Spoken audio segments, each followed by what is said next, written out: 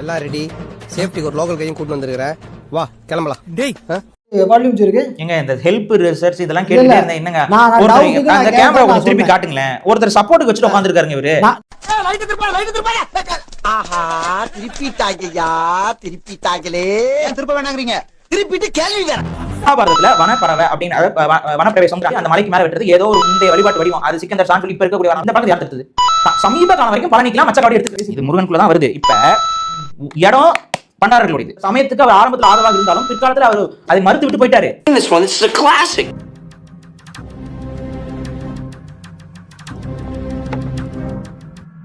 புலிப்பாணி பாத்திர சுவாமிகள் மனது சம்மதப்படுத்தி, அவர் சம்மதத்தோட, மனது சம்மதப்படுத்தி, அதான் அவர் சம்மதத்தோட, மனது சம்மதப்படுத்தி, மனது சம்மதப்படுத்திய நீங்க என்ன சொல்லிருந்தீங்க? அவருடைய விருப்பத்தோடன்னு சொல்லிருக்கீங்க. சம்மதப்படுத்தினா அவர் விருப்பத்தோட தான் அர்த்தம். மனது இதுக்கு எப்படி நீங்க சொல்றேன்னா, இப்ப ஃபார் எக்ஸாம்பிள் ஒரு பொண்ணு வந்து ஒருத்தரை காதலிக்குது. அது வந்து அந்த பொண்ணு அவரை விரும்புறதுன்னு அர்த்தம்.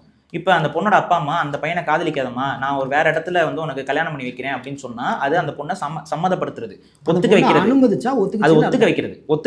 அப்ப இதுல மிக தெளிவாக புலிப்பாணி பாத்திர சுவாமிகள் மனது சம்மதப்படுத்திட்டு இருக்கிறத நீங்க விருப்பம்னு சொல்லி பொருள் கொடுத்துட்டு போறீங்க. அடுத்து என்ன சொல்றீங்கன்னா, இங்க வந்து தீண்டாமைக்கான எந்த ஆதாரமும் இல்லை இந்த செப்பு பட்டயத்துலன்னு நீங்க தெளிவா சொல்லியிருக்கீங்க. இதுல பாத்திர சுவாமியார் பூசை செய்து வந்தபடியினாலே இப்பொழுது ராமப்ப ஐயர் அவர்கள் அவர் கையினாலே தீர்த்த பிரசாதம் வாங்கக்கூடாதென்று நினைத்து பாளையக்காரரும் ராமப்ப ஐயர் அவர்களும் புலிப்பாணி பாத்திர சுவாமிகள் மனது சம்மதப்படுத்தி அவருடைய பூசை முராசுக்கு குமாஸ்தாவாக பூஜை பரிகாரத்துக்கும் கொங்கு தேசத்திலிருந்து கொடுமுடி சரஸ்வதி ஐயன் அப்படின்னு சொல்லி இந்த பட்டயம் போகுது. அதெல்லாம் என்றென்றைக்கும் மாமுலாய் பண்டாரங்களே பணிவிடை என்றென்றைக்கும் மாமுலாய் பண்டாரங்களே பணிவிடை செய்து கொண்டு வரும்படிக்கு புலிப்பாணி பாத்திர கட்டளையிட்டு இருக்கிறோம். அதான் பண்டாரங்கள் தான் பூஜை செஞ்சுட்டு வரணும்னு முழுசா சொல்லுங்க. அது பூஜை எல்லாம் இல்ல, சொல்லுங்க. அதாங்க போட்டிருக்காங்க, பணிவிடை செய்து கொண்டு வரும்படி. பணிவிடை வேற, பூஜை வேற. கூட்டுறது பெருக்கிறது பணிவிட, பூஜை செய்யறது வேற. அப்புறம் எல்லாம் எழுதல, நீங்க முழுசா படிங்க. நீங்க பொருள் கொடுக்காங்க, அந்த செப்பு படத்தை என்ன இருக்கோ அதை மட்டும் படிங்க. நான் அதான் படிச்சிட்டு இருக்கிறேன், படிக்க வேண்டாம். இது முதலானது. அபிஷேக மரியாதைகளில் சில மரியாதைகளையும் கொடுத்து அவருக்கு, அதாவது பாத்திர சுவாமிக்கு என்னென்ன மரியாதைகள்லாம் கொடுக்குறாங்களோ அதுல சில மரியாதைகளை இனிமே இவங்களுக்கும் கொடுங்க அப்படின்னு சொல்லி அப்பாயின்மெண்ட். நீங்க சொன்னீங்கல்ல, படிச்சீங்கல்ல, இதெல்லாம் ஏன் சுகி சிவத்தோட வீடியோல படிக்கல? நீங்க மாட்னாடா மானஸ்த இதெல்லாம் படிச்சிருந்தாங்க, படிக்கல. இல்ல நீங்க ரொம்ப செலக்டிவா நீங்க வந்து ஒரு தப்பான ஒரு இதை வந்து உருவாக்குனீங்க. யார் வந்து ஓனரு கோயிலுக்கு? பண்டாரர்கள் தானே ஓனரு. அவன் ஓனரா இருக்கும், நீ யாரான்னு கேட்கணும். நம்ம இந்த ராமப்பையர் யாரு இதெல்லாம் வந்து சொல்றது. அதாவது அப்ப ஓனரை வந்து இனிமேல் நீ கோயில்ல பூஜை செய்யக்கூடாதுன்னு சொல்றாரு. அதுக்கு காரணம் என்ன? இப்போது ராமப்பையர் அவர்கள் அவர் கையினாலே தீர்த்த பிரசாதம் வாங்கக்கூடாது என்று நினைத்து. ஏன் வாங்கக்கூடாது பண்டாரர்கள்ட்ட இருந்து? அது தீண்டாமைன்றது காரணம் போடவே இல்லை. ஏன் நீங்க சொல்லுங்க, ஏன் வாங்கக்கூடாது? அது ஒரு ராமப்பையரு பண்டாரர்கள் கையில இருந்து வாங்க மாட்டேன். இவர் வாங்க மாட்டாராம். யார் வீட்டுக்கு போயிட்டு? அவங்க வீட்டுக்கு போயிட்டு அவங்களோட கோயிலுக்கு போறாரு. இவர் அவங்க கோயிலுக்கு போனா அவங்களோட ஃபாலோ பண்ணி தானே பூஜிக்கணும். இதுக்கெல்லாம் பேர் எனக்கு தெரியுமா? ஏன் ராமப்பையர் பண்டாரர்கள் கையில இருந்து பூஜை பொருட்கள் வாங்க மாட்டாரு?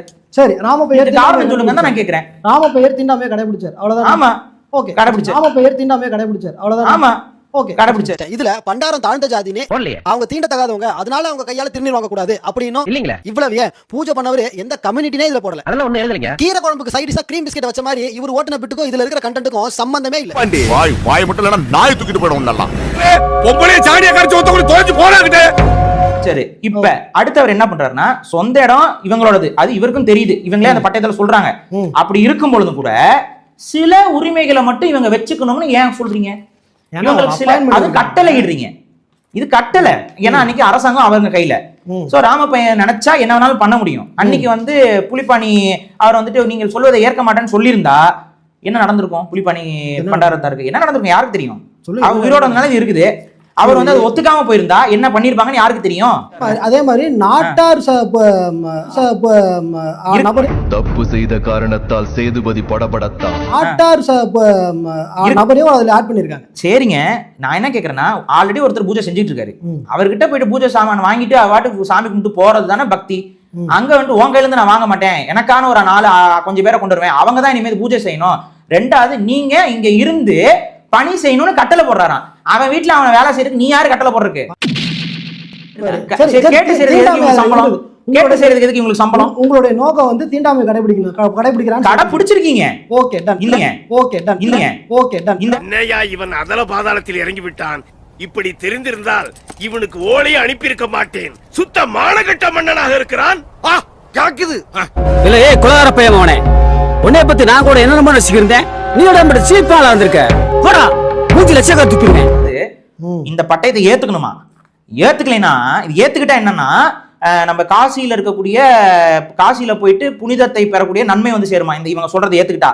இதை ஏத்துக்கலைன்னா அதே கங்கையில போயிட்டு ஒரு காராம் பசுவை அறுத்து கொண்டா பாவம் புடிச்சுக்குமா? என்னது இது?